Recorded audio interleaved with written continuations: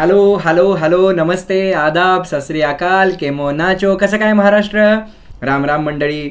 मी प्राध्यापक गोविंद घुले Vedantu Maharashtra MST CET आणि JEE या चॅनलवरती तुमचं मनपूर्वक स्वागत करतो.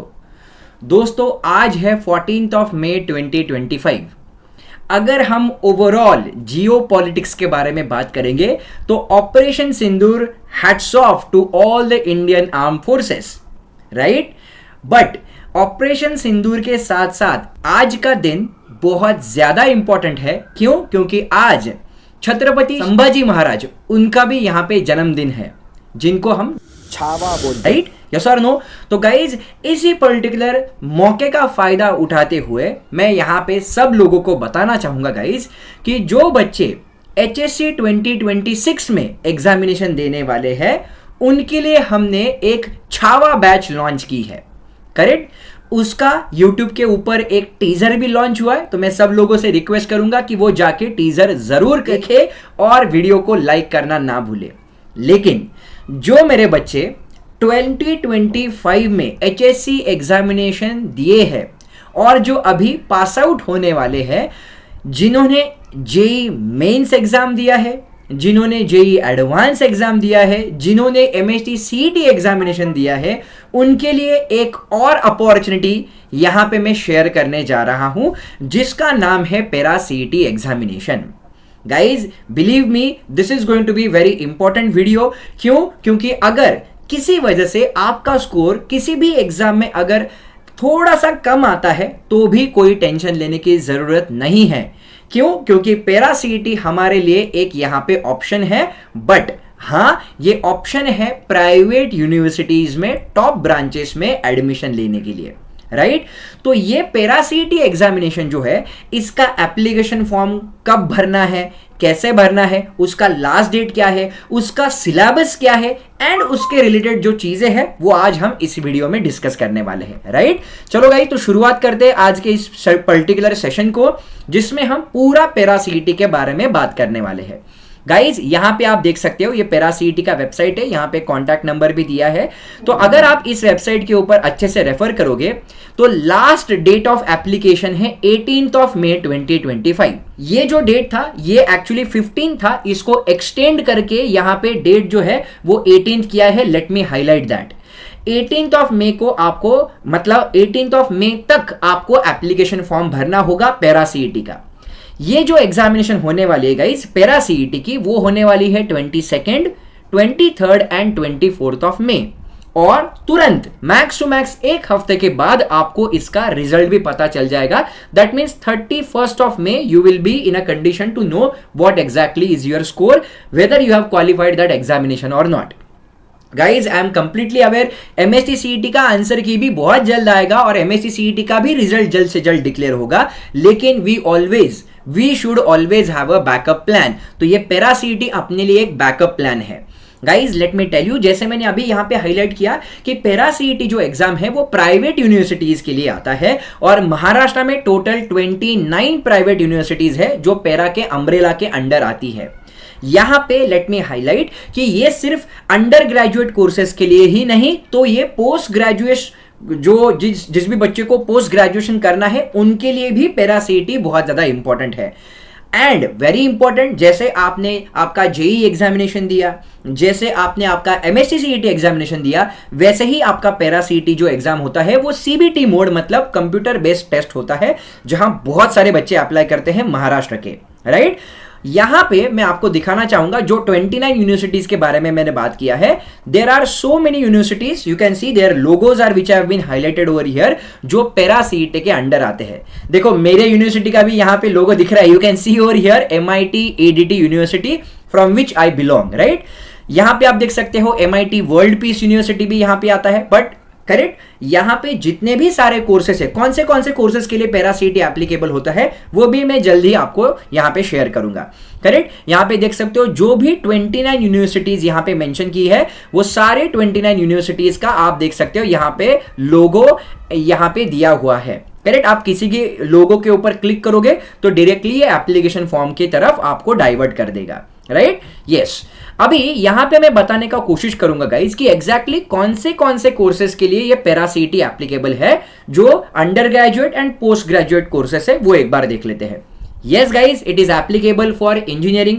तो अगर आपको कंप्यूटर इंजीनियरिंग के लिए एडमिशन लेना है, उफ, राइट, हर एक बच्चे को आजकल कंप्यूटर इंजीनियरिंग चाहिए, ओके। बट गाइज मैं यहां पे बोलना चाहूंगा, आप अभी का मत सोचो, 10 years डाउन द लाइन जब आप मार्केट में जॉब कर रहे होंगे, उस टाइम पे कौन सा ब्रांच, कौन सा स्ट्रीम पीक पे होगा, उस हिसाब से आपको एडमिशन लेना है, उस हिसाब से आपको सोचना है। आपको आपके यहां पे मतलब सिर्फ मेरा दोस्त एडमिशन ले रहा है, मेरे पेरेंट्स बोल रहे हैं, मेरे रिलेटिव्स बोल रहे हैं, इसलिए मैं कंप्यूटर इंजीनियरिंग के लिए जा रहा हूं, this should not be your attitude. Just think out of the box and make sure whatever the stream that you are choosing, वहां पे आप अपना बेस्ट देने का कोशिश करो, राइट। तो इंजीनियरिंग के लिए एप्लीकेबल है हर एक ब्रांच, यहाँ पे आप एलिजिबल होते हो अगर आप ये एग्जाम क्वालिफाई करते हो। बायो इंजीनियरिंग के लिए है management, food technology, agriculture, architecture, fine arts, design, law, pharmacy, then education, correct, yes और नो। एजुकेशन मतलब कौन से आप बोल सकते हो कि बी.एड वगैरह जो रहता है ना, B Ed, M.Ed, correct, bachelor of education, master of education, वो बी.बी.ए, बी.सी.ए, बी.एम.एस, बी.बी.ए, हर एक कोर्स के लिए यहां पे पैरासीटी एप्लीकेबल होती है। तो मेक श्योर अगर आपने पैरासीटी का फॉर्म नहीं भरा है तो प्लीज आप जाओ और पैरासीटी का फॉर्म भरो, राइट।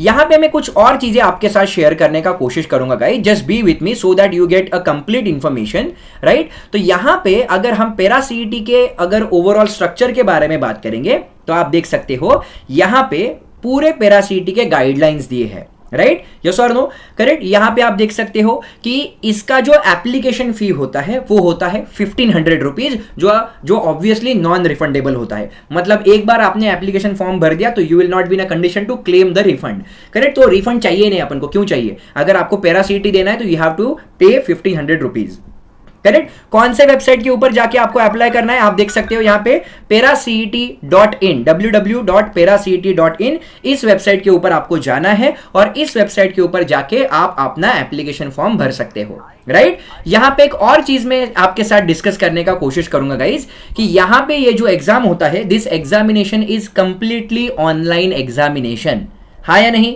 करेक्ट। तो यहां पे देख सकते हो the question paper will be separate from the respective programmes, मतलब हर एक प्रोग्राम के लिए, इंजीनियरिंग के लिए अलग क्वेश्चन पेपर होगा, ऑब्वियसली कॉमन सेंस वाली बात है, करेक्ट, जो यूजी एंड पीजी स्टूडेंट्स के लिए भी एप्लीकेबल है, जैसे मैंने बोला है। अगर मार्किंग स्कीम के बारे में बात करेंगे, स्पेशली अगर मैं यहां पे इंजीनियरिंग के बारे में बात करूंगा तो यहां पे आप देख सकते हो फिजिक्स 25 एमसीक्यूज रहेंगे, एक एमसीक्यू 2 मार्क के लिए रहेगा, केमिस्ट्री 25 एमसीक्यूज रहेंगे, करेक्ट, एक एमसीक्यू 2 मार्क के लिए रहेगा। मैथमेटिक्स में भाई साहब 50 एमसीक्यू रहने वाले हैं, 2 मार्क का वेटेज रहेगा।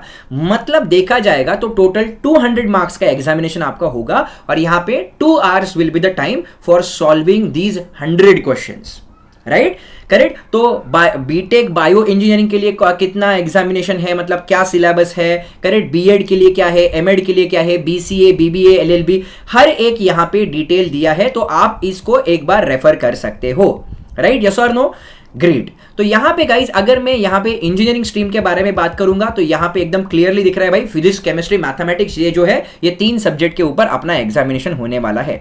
अब इस सिलेबस एग्जैक्टली क्या है सर वो भी बता दो, मतलब हमने आज तक पढ़ा है लेकिन एग्जैक्टली सिलेबस क्या है वो भी एक बार बता दो। चलो तो let me highlight starting from maths.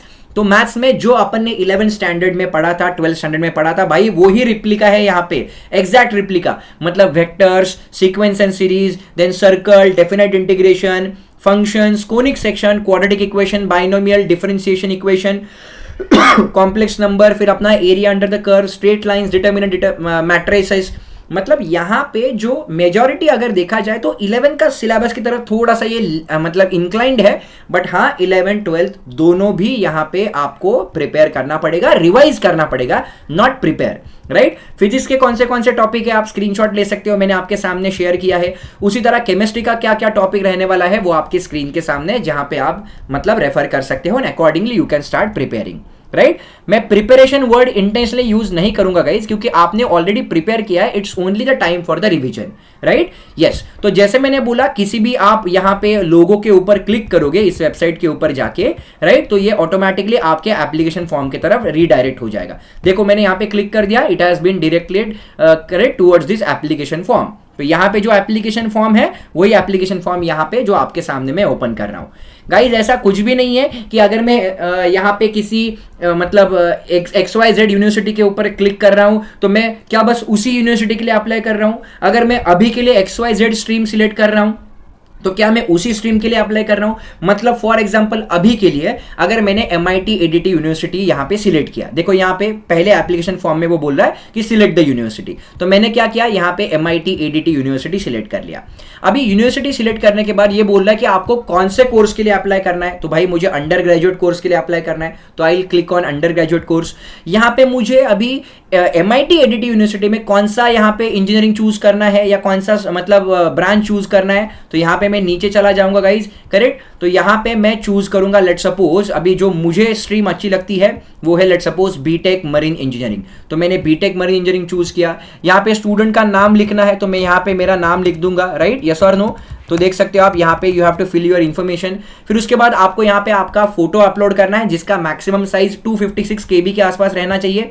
फिर you have to put the date of birth, आपको आपका जेंडर सिलेक्ट करना है, मैरिटल स्टेटस यहाँ पे अपडेट करना है। शादी नहीं की ना, हाँ नहीं की ना तो मैरिटल स्टेटस जो कुछ भी आपका वहां पे अपडेट कर दो, आपका मोबाइल नंबर, ईमेल आईडी, आपका एड्रेस वहां पे फिलअप कर दो, आप कौन से डिस्ट्रिक्ट से बिलोंग कर सकते मतलब बिलोंग करते हो, आपका स्टेट कौन सा है भाई, कंट्री कौन सा है, कौन से कैटेगरी से हो, कौन से कास्ट से हो, राइट, वो सब कुछ आपको यहाँ पे भर देना है। और फाइनली आपको स्टेट सिलेक्ट करना है कि आप कौन से स्टेट से ये एग्जामिनेशन देने वाले हो। फिर यहाँ पे टिक को क्लिक करना है, सबमिट के लिए यहाँ पे आपको अप्लाई कर देना है। जैसे ही आप सबमिट बटन के ऊपर क्लिक करोगे यहाँ पे आपको पेमेंट गेटवे का वहाँ पे QR कोड या कोई भी वहाँ पे डिटेल्स मिल जाएगा, आपको स्कैन करके वहाँ पे आपको 1500 पे करना है, करेक्ट। पे करने के बाद आपको 10 to मैक्सिमम 5 to 10 सेकंड्स रुकना है, तो ऑटोमेटिकली आपको वहां पे रिसिप्ट जनरेट हो जाएगा कि आपने पैरा CET के लिए अप्लाई किया है। तो जो कुछ भी एग्जामिनेशन के डिटेल्स रहेंगे वगैरह वगैरह वो सारा आपको वहां पे पता चल जाएगा जैसे ही आप एग्जामिनेशन फॉर्म के यहाँ पे पैरा CET के फॉर्म को भर देते हो, राइट गाइस। तो मैं सिर्फ इतना बोलने का कोशिश कर रहा हूं, आई wish you all the very best, correct, for your MST CET result. But अगर किसी भी रीजन की वजह से अगर हमारा MST CET में स्कोर कम आता है तो guys believe me we should always have a backup plan. और ऐसा कुछ भी नहीं है कि मैंने यहाँ पे बीटेक मरीन इंजीनियरिंग के लिए चूज किया तो बाद में मैं किसी और फील्ड के लिए जा नहीं सकता, ऐसा कुछ भी नहीं है। It is just for the record purpose कि कौन से बच्चे कौन से स्ट्रीम में जाने का यहाँ पे कोशिश करें। It is just for the trend analysis. बाद में जाके आपको लगा BSc नॉटिकल साइंस करना है तो आप वो भी चूज कर सकते हो। अगर आपको लगा कि मुझे साइबर सिक्योरिटी में जाना है तो आप वो भी इंजीनियरिंग वहां पे चूज कर सकते हो। बस यहाँ पे एप्लीकेशन फॉर्म भरने के लिए जो कुछ भी जरूरी चीजें वो आपको यहाँ पे आपको फिल करनी पड़ेगी, राइट। और जैसे मैंने बोला we should always have a backup plan, correct. कुछ भी हो, अगर आपका स्कोर अच्छा आए बुरा आए फिर भी मैं आपको रिक्वेस्ट करूंगा पैरा CET का फॉर्म भरो और एग्जामिनेशन के लिए जाओ। भले ये प्राइवेट यूनिवर्सिटीज है, आई अंडरस्टैंड यहाँ पे फीस थोड़ा ज्यादा रहेगा as compare to government colleges, but अगर आपको किसी स्ट्रीम में जाना है जो आपका ड्रीम मतलब स्ट्रीम है, जो आप मतलब बचपन से सोच रहे थे कि मुझे ये इंजीनियर बनना है, तो guys this is what is the option that we have. But हाँ, मैंने यहाँ पे बस सिलेक्ट करके दिखाया कि para CET, but let me tell you merchant navy में अगर आना है तो आपको पैरा CET नहीं चलता, आपको सेपरेटली IMU CET देना ही पड़ता है। इंडियन मैरीटाइम यूनिवर्सिटी का वो सेपरेट एग्जाम है, वो देना पड़ता है, correct. Para CET is for all type of engineering except merchant navy. तो मैंने जस्ट रैंडमली आपको सिलेक्ट करके दिखाया so that you should be in a condition to know कि एग्जैक्टली कैसे फॉर्म भरना है, ठीक है। तो आई अज्यूम कि आपको ये एग्जामिनेशन का फॉर्म कब भरना है, कहां से फॉर्म भरना है, एग्जामिनेशन का लास्ट डेट कब है, कौन से यूनिवर्सिटीज पैरा CET के अंडर आते हैं, करेक्ट, एग्जाम कब होने वाला है, रिजल्ट कब आने वाला है, सिलेबस क्या है, ये सारी चीजें समझ में आई होंगी, राइट। तो I wish you all the very best guys for your future upcoming examination of para CET and that's it from my side. Take care, love you all guys, जय हिंद, जय महाराष्ट्र।